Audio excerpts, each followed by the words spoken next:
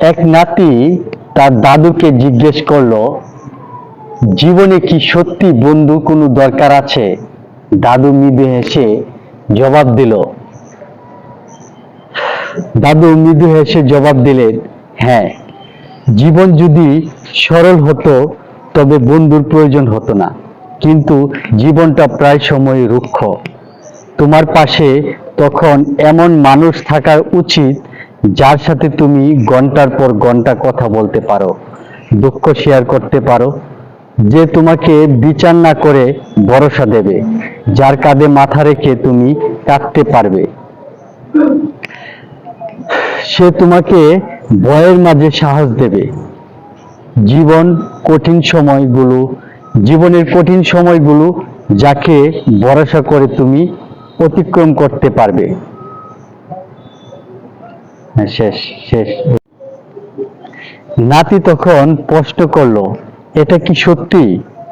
একজন বিশ্বাসঘাতক বন্ধু শত্রুর চেয়েও বেশি বিপজ্জনক? দাদু বললেন, অবশ্যই, কারণ শত্রুকে সহজেই চেনা যায়, যার ফলে তার থেকে নিজেকে রক্ষা করাও সহজ হয়।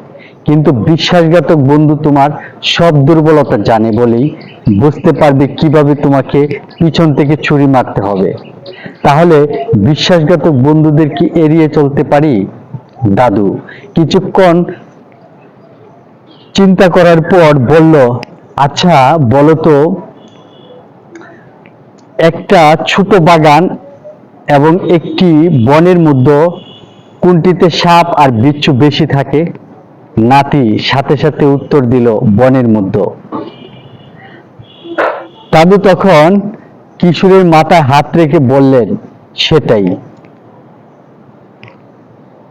বৃত্ত ছোট রাখো বাছা, তোমার বৃত্ত ছোট রাখো, শান্তির জন্য একটা ছোট্ট বাগানই যথেষ্ট।